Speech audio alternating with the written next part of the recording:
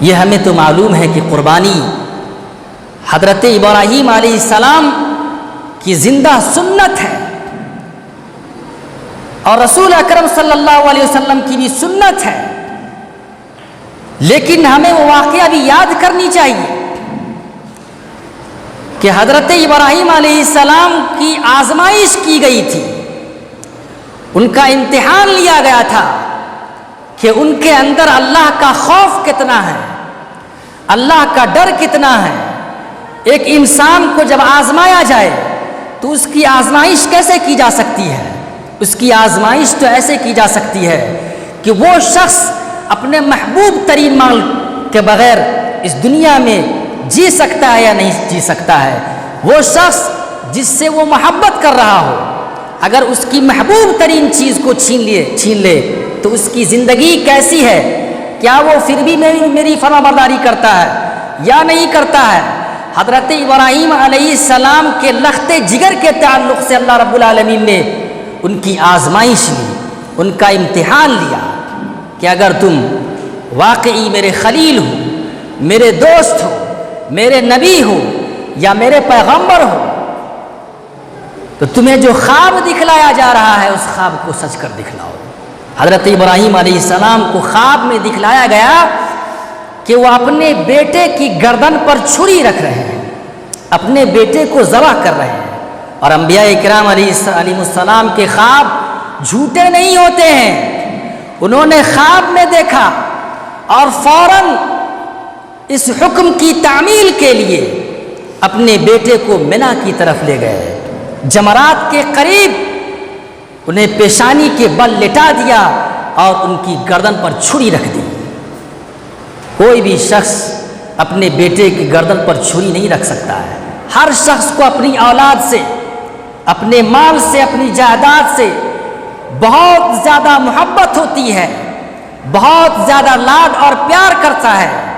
کوئی بھی شخص اپنے چھوٹے سے بیٹے کے سینے پر بندوق نہیں تان سکتا ہے، کیونکہ اسے اپنے گود میں اس نے کھلایا ہے، اپنے ہونٹوں سے اس نے اس کی پیشانی کو چوما ہے، اس بچے کی اس گھر میں پرورش ہوئی ہے۔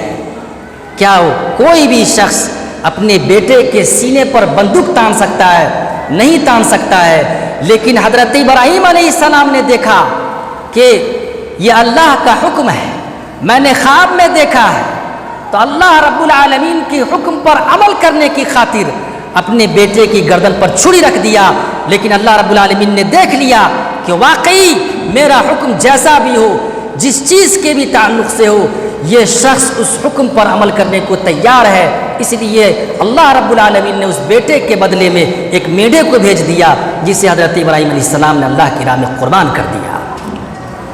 تو واقعی اگر آپ حضرت ابراہیم علیہ السلام کی سنت کو زندہ کرنا چاہتے ہیں، رسول اکرم صلی اللہ علیہ وسلم کی سنت پر عمل کرنا چاہتے ہیں، تو آپ کے لیے ضروری ہے اس بات کی، تو ضرورت ہے اس بات کی کہ اپنے خواہشات کی بھی قربانیاں دی جائیں۔